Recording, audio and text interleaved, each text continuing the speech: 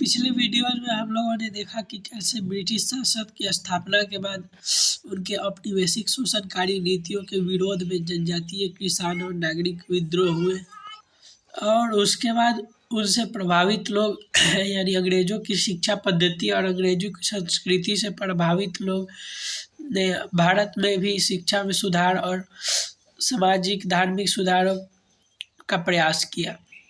उसके फलस्वरूप कुछ शिक्षित वर्गों ने संगठन बनाए, जो संगठन दो चरण में बने। एक प्रारंभिक राजनीतिक संगठन बने, दूसरा कांग्रेस, जो कि शुरुआत में धनवानों के और परेशानों दोनों की संगठन कहे जा सकते हैं। मतलब जो परेशान थे उनके संगठन बाद में बने और उससे पहले जो स्टार्टिंग था वो धनवानों का संगठन बना, जो कि अंग्रेजों और जनता के बीच मध्यस्थ का काम करती थी और उनके परेशानियों को अंग्रेजों तक पहुंचाने का काम करती थी। लेकिन ज़्यादातर ये स्वहित में होता था, मतलब संगठन के हित में होता था, हित के लिए होता था। उसके बाद प्रारंभिक चरण में देखेंगे, उसके बाद कांग्रेस के चरण में देखेंगे। ये 3 भागों में बटे होते थे। उदारवादी, जो कि 1885 से 1905 में अंतर्गत, नव राष्ट्रवादी या उग्र राष्ट्रवादी 1905 से 1919 तक। उसके बाद गांधीवादी 1919 से 1947 तक। ये चरण रहे कांग्रेस के विकास के। और स्वतंत्रता आंदोलन को भी 2 भागों में बांटकर देखा जा सकता है, एक कांग्रेस के नेतृत्व में, दूसरा क्रांतिकारियों के नेतृत्व में। तो भारत में राष्ट्रवाद के उदय के अंतर्गत हम लोगों ने प्रारंभिक राष्ट्रवाद को देखा, जिसमें 1857 की क्रांति, जनजातीय विद्रोह, किसान विद्रोह, सामाजिक धार्मिक सुधार आंदोलन शामिल थे। अब देखेंगे संगठनात्मक राष्ट्रवाद में कांग्रेस की स्थापना और उसके चरण के बारे में। राष्ट्रवाद क्या है, ये मेंस के लिए इम्पोर्टेंट टॉपिक है। राष्ट्रवाद क्या है? तो भारत में राष्ट्रवाद का उदय कैसे हुआ? तो ब्रिटिश शासन की स्थापना के बाद प्रारंभिक संघर्ष हुए, जो विद्रोहों के रूप में सामने आए। उसके बाद भारत में राष्ट्रवाद का प्रसार हुआ और राष्ट्रवाद का उदय हुआ। भारत में राष्ट्रवाद के उदय के क्या परिचय है, इसके क्या कारण थे, परिणाम और निष्कर्ष के बारे में देखेंगे। जैसे किसी भी भौगोलिक क्षेत्र में लोगों के बीच एकता की भावना, ये राष्ट्रवाद कहलाता है। जैसे कि 19वीं सदी में ब्रिटिश उपनिवेशी शासन के विरोध में भारत में राष्ट्रवाद का विकास हुआ। किसी निश्चित भौगोलिक सीमा के क्षेत्र में रहने वाले लोगों के मध्य स्थापित राजनीतिक, सामाजिक, सांस्कृतिक एवं आर्थिक एकता की भावना, राष्ट्र की प्रति एकता की समर्पण की भावना राष्ट्रवाद कहलाती है। अब देखते हैं भारत में राष्ट्रवाद का उदय या विकास के कारण क्या रहे। तो भारत में राष्ट्रवाद के उदय के विकास के कारण मुख्यतः ब्रिटिश उपनिवेशवादी शासन। 1765 में दीवानी अधिकार प्राप्त होने के बाद अंग्रेजों ने भारत में साम्राज्य का विस्तार तथा शोषणकारी व्यवस्था को प्रोत्साहित किया। ब्रिटिश द्वारा स्थापित उपनिवेशी शासन ने भारतीयों में एकता के स्थापित किया, मतलब जो विरोध में हुआ, एकता की भावना उत्पन्न हुई ब्रिटिशों के प्रति, वो भी राष्ट्रवादी एकता की भावना में प्रसार करने में सहायक सिद्ध हुआ। उसके बाद अंग्रेजों या अंग्रेजी आधुनिक शिक्षा, आधुनिक एवं अंग्रेजी शिक्षा ने उच्च मध्यम वर्ग के उदय का मार्ग तैयार किया। उनके नेतृत्व में राष्ट्रवादी विचारों व भावनाओं के उदय को प्रोत्साहन मिला। जैसे जो अंग्रेजी शिक्षा से प्रभावित या परिचित हुए, उन्होंने अंग्रेजी शिक्षा के प्रेरणा लेकर वहाँ की अच्छी चीज़ों को भारत में लाने का प्रयास किया। उसके बाद आर्थिक समीक्षा या आकलन। ब्रिटिश शोषण चक्र ने धन के निष्कासन के प्रावधान दिए। आधुनिक मतलब धन के निष्कासन को प्रधानता दी। आधुनिक विचारकों ने इसकी समीक्षा कर, मतलब इसको पहचाना कि ये धन का निष्कासन कर रहे हैं, तो इसको आकलन कर भारत में राष्ट्रीय भावना को प्रेरित किया। उसके बाद प्रेस का विकास। भारत में वंदे मातरम, इंडिया जैसे समाचार पत्र, मराठा केसरी आदि जैसे समाचार पत्र एवं पत्रिकाएं ने राष्ट्रीय भावना को विस्तारित किया। तथा भारतीयों में इसे जागृत किया। प्रेस के विकास से भी राष्ट्रवादी भावना का तेजी से प्रसार प्रचार हुआ, जिससे लोगों में राष्ट्रवादी भावना उत्पन्न हुई। उसके बाद है संचार साधनों का विकास। ब्रिटिश द्वारा स्थापित संचार साधनों में भी एकता और सामंजस्य को बढ़ावा देने में, जैसे कि रेल का विकास भौगोलिक दूरी को कम किया, अतः इन साधनों के द्वारा राष्ट्रीय एकता को तीव्र प्रसार और प्रोत्साहन दिया गया। सामाजिक धार्मिक आंदोलन। तो सुधारवादी आंदोलन के दौरान राष्ट्रीय विचारों का भी विस्तार हुआ। विशेषकर दयानंद सरस्वती ने स्वदेशी, स्वभाषा, स्वराज, स्वशासन एवं राष्ट्र की एकता पर बल दिया। कुछ सामाजिक धार्मिक सुधार भी इसके हित में रहे, जो कि राष्ट्रवादी भावना को प्रसारित किए। उसके बाद है 1857 की क्रांति। 1857 की क्रांति ब्रिटिश शासन के विरोध में प्रथम सशक्त क्रांति थी। सैनिक रजवाड़ों के बलिदान व संघर्ष ने हजारों भारतीयों को प्रेरित किया। उसके बाद ब्रिटिश नस्लवादी भेदभाव भावना, जो व्हाइट मैन बर्डन थ्योरी थी। जैसे ब्रिटिश द्वारा भारतीयों के साथ रंग भेद की नीति अपनाई गई, जिससे इसके अतिरिक्त ब्रिटिश गोरे लोग पर अधिभार की ये अवधारणा से प्रेरित थे।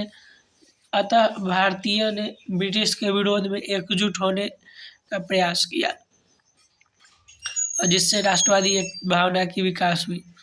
उसके बाद वायसराय की नीतियाँ। लिटन 1878 में वर्नाकुलर प्रेस एक्ट लाता है, जिसमें स्थानीय भाषा में छप रहे पत्रों या समाचार पत्रों को देख करके उसके सत्यापन करने के बाद ही उसे छापने का नियम लाया गया।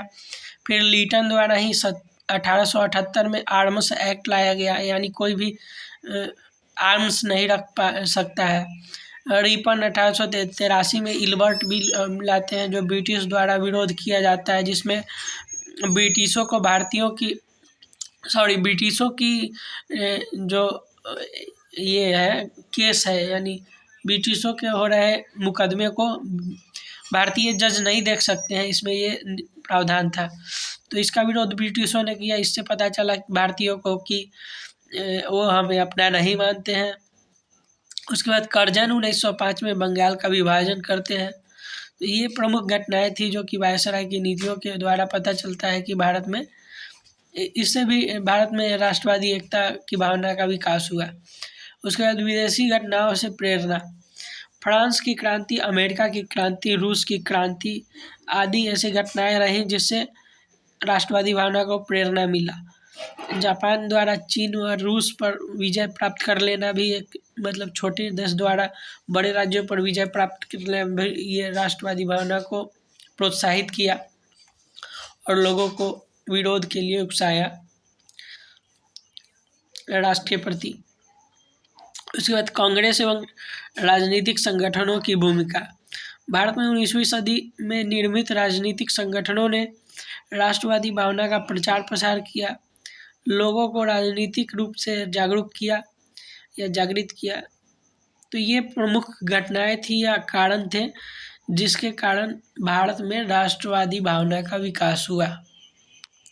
एक नज़र फिर से देख लेते हैं भारत में राष्ट्रवादी भावना का विकास होने के कारण।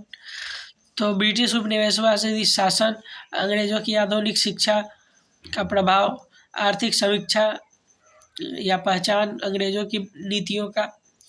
उसके बाद प्रेस विकास, संचार साधन का विकास, सामाजिक धार्मिक आंदोलन। 1857 की क्रांति, ब्रिटिश नस्लवादी भेदभाव भावना, वायसराय की नीतियाँ, विदेशी घटनाओं को से प्रेरणा, कांग्रेस एवं राजनीतिक संगठनों की भूमिका। फिर राष्ट्रवादी भावना के विकास के कारण देख लिया। अब परिणाम देखते हैं। तो दो प्रकार के परिणाम रहे, सकारात्मक और नकारात्मक। सकारात्मक में रहे, विविधता में एकता की भावना विकसित हुई, अखिल भारतीय राष्ट्र की भावना जागृत हुई, सामाजिक धार्मिक सुधार को भी प्रोत्साहन मिला, प्रेस पत्रिका आदि का तीव्र विकास हुआ, लोकतंत्र, गणतंत्र और स्वतंत्रता की भावना को बढ़ावा मिला। यह मुख्य सकारात्मक परिणाम हुए इस राष्ट्रवादी राष्ट्रवाद की भावना के विकास के बाद। उसके बाद नकारात्मक व्यवहार राष्ट्रवादी विचारों के उदय के दौरान सांप्रदायिक विचारों को बढ़ावा मिला, जो बाद में अखिल भारतीय संरचना के विरोध या लिए घातक रहा। मतलब ये राष्ट्रवादी भावना के कारण ही सांप्रदायिक भावना का भी विकास हो गया, जिसके कारण सांप्रदायिक ये कमजोरियां आ गई समाज में और समाज दो वर्गों में टूट गया, जो धर्म के अनुसार था, धर्म के अनुसार हिंदू मुस्लिम।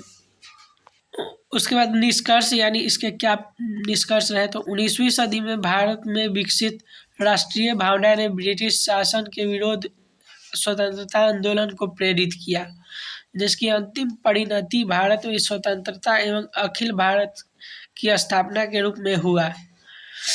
आज भी भारत राष्ट्रवादी भावना के कारण ही सफल लोकतांत्रिक देश के रूप में स्थापित है। ये कुछ मुख्य निष्कर्ष के रूप में लिखा जा सकता है। अब देखते हैं कांग्रेस, भारतीय राष्ट्रीय कांग्रेस की स्थापना कैसे हुई। तो भारतीय राष्ट्रीय कांग्रेस के संबंध में कुछ महत्वपूर्ण विचारकों या क्रांतिकारियों ने कुछ वक्तव्य कहे, जिनको एक बार देख लेते हैं। जैसे प्रचलित जो सिद्धांत थे कांग्रेस के लिए, तो ब्रिटिशों ने कहा कि इसे 1857 की क्रांति के पुनरावृत्ति नहीं होने से के लिए बनाया गया इस संगठन को, जबकि सेफ्टी वॉल्व का सिद्धांत जो कि लाला लाजपत राय द्वारा दिया गया 1916 में, इसमें यह कहा गया कि इसके अनुसार कांग्रेस भारत के बढ़ते हुए असंतोष को जानने और शांतिपूर्ण तरीकों से समाधान करने के माध्यम था। मतलब ये कांग्रेस जो था, ये भारत में बढ़ते असंतोष के निवारण के उद्देश्य से बनाया गया था, ताकि उसका जैसे ही असंतोष उत्पन्न हो उसकी पहचान की जा सके और उसको शांतिपूर्ण तरीके से उसका समाधान कर दिया जाए। उसके बाद तड़ित चालक का सिद्धांत, जो कि 1913 में गोपाल कृष्ण गोखले द्वारा दिया गया था। उनके अनुसार भारतीयों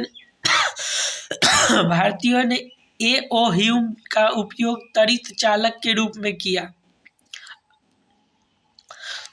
अंग्रेजों ने भारतीयों के लिए। उसके उदारवादी कांग्रेसों ने कहा कि कांग्रेस का गठन भारत में राजनीतिक विकास की उपज थी। कांग्रेस के नेतृत्व में भारत के स्वतंत्रता आंदोलन को 3 भागों में बांटकर देखा जा सकता है, जैसे उदारवादी चरण, नव राष्ट्रवादी चरण या उग्र राष्ट्रवादी चरण और गांधीवादी चरण। और राष्ट्र स्वतंत्रता आंदोलन को भी 2 भागों में बांट के देखा जा सकता है, कांग्रेस के नेतृत्व में और क्रांतिकारी चरणों के नेतृत्व में। तो इन चरणों को अगले चैप्टर में अच्छे से देखा जाएगा।